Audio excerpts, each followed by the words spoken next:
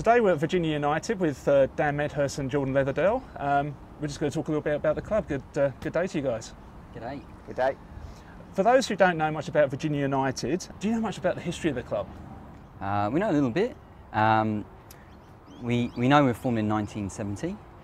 We've taken a few names along the time. Although we're based in Nunda, we were originally from Virginia, the suburb.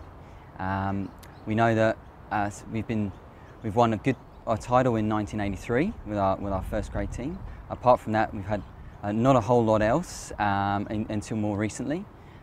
We know that traditionally we've been always a community football club, and we've sort of been more of a sleeping giant, as you would say. Quite, fairly quiet history until maybe the last sort of 5-6 years, where obviously now we've started to move up the leagues a little bit more. And the club, the senior side had a bit of a hiatus between '94 to 2008.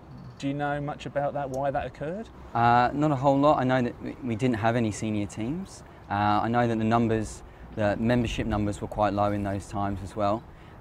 We're obviously a lot bigger now, but yeah, there was a couple of guys that came in that time in 2007 and started to re-establish senior football here at Virginia. And obviously it's taken a bit of time to get that into a more organised fashion, but obviously you can see the results now. The club has had a big year. You've achieved a couple of firsts. You've won back-to-back promotions. You're going to be playing in the Brisbane Premier League next year for the first time in the club's history. What does that mean to the club? I think when we first came to the club, we realised that we had to focus on juniors and get that section of the club right. And I think we've done that now through our academy program and some development programs as well. And the senior side of the club was something that we hadn't really touched on until probably the last sort of 3 years. Richard Hudson coming in was almost a final piece of the puzzle, if you like, and he's been able to give us something for those junior players that we're now developing, something to aspire to, and the BPL is that. Giving those players something that they can look up to, come and watch, be a part of. It's exactly what we've been after, and this year, obviously with the restructure, it probably came a bit earlier than we thought it would, but we're not complaining. Do you think the club will be ready? Obviously with the restructure, maybe it's bringing you forward perhaps a year or two, perhaps early. How do you think you're going to cope? Again, we've got the right person in the right place to make sure we are ready. He's very good at that every year. Are we going to be ready when we've gone up before? Were we ready? Yes, we were, and that's down to Richard and the preparation he does. The boys are already working really hard, and I think we'll be ready and excited to be in that league. Are you retaining much of the same squad as, say, this year, last year? Yep, we've had pretty much the same squad for a number of years actually, and it's only been a few new faces each year that has helped sort of bring that little bit of expertise in areas maybe where we didn't have it on the pitch. That's helped us get to that next level and where we've needed to be. You guys are originally from the UK. What brought you here? What brought you to Virginia? Good question. We used to play together and work together in the UK. We were thinking about opportunities to coach abroad, and I came travelling to Australia, landed in Brisbane, stayed in Brisbane, got involved in football within a few weeks of being here. The club asked me to get more involved as time went on over the first year I was here. Eventually they allowed me to stay, they sponsored me to stay, and it was a great opportunity at the time, but I knew that I needed someone with me.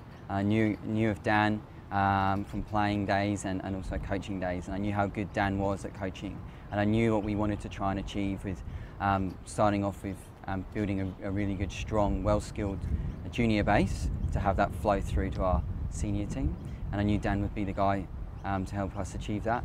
And we've been here for 5-6 years now. And you guys you've got a full-time role at the club. Do you think that helps with what you've achieved so far and where you're aiming to go? Yeah, I'd say so. Massively. Yeah, I'd say that being able to. A lot of the time, community clubs need someone to answer the phone or to answer an email. Very small things like that. And when we first started, Dan and I were doing everything. We were cutting fields, lining pitches, and it's probably a very familiar story for anyone who's involved in community football. we're now lucky enough that we don't have to do all of those things. We have more support. You've got quite a strong women's program now developing, and obviously you're coach of the Women's Premier League side. Yeah. You're hoping to sort of maintain that and build upon that? So there's always been a hunger in our community for women's football, and at the end of the day, that's our job, is to try and make sure that our community is whatever they need that we supply. So there's a lot of talented women that live nearby. We started off in the City League. I remember my first ever session was early January. I had 4 players turn up, and eventually we managed to, everyone brought a mate down, and it was crazy to think now for where we're at, but that's where we were at almost 3 years ago. This year it'll be a younger team, some new faces. Some of those people now who have had the pressure of playing in the team for a lot of years have been allowed and are able to step back, and some younger players, some new faces, and a new team I think will end up taking on the challenge of maybe finishing a bit higher, and we're sort of waiting for some very talented junior players to come through. They're a couple of years away, but when they do, I think that Virginia's women's team will be very strong. A new junior or new senior player coming to the club, what can they expect to see here?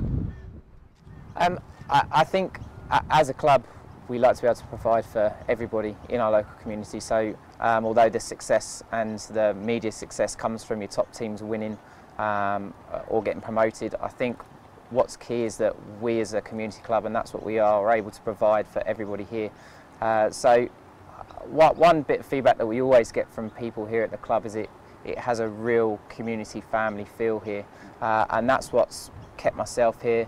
What made me want to get involved when I came here is the fact that you come down, a lot of people know each other here. Although we are now a big club, you still have that family feel, and I think that's what draws people in and keeps them here.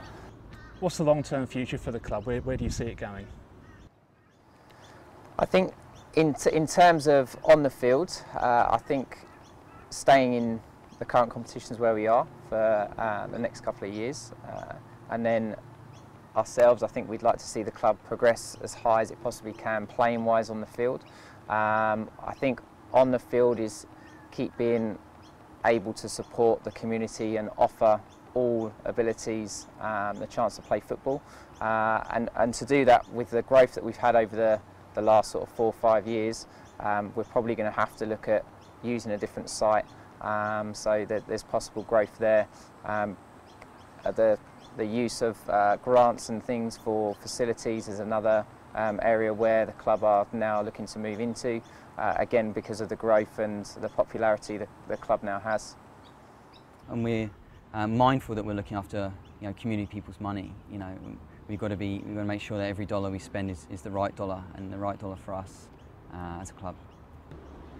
Jordan, Dan, thanks very much for your time, and good luck next year. Thank you. Welcome. Thank you.